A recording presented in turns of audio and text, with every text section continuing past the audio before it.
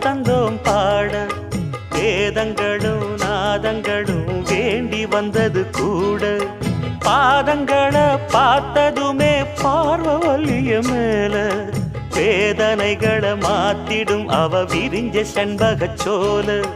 பூத்ததையா பூவு அது கையழகு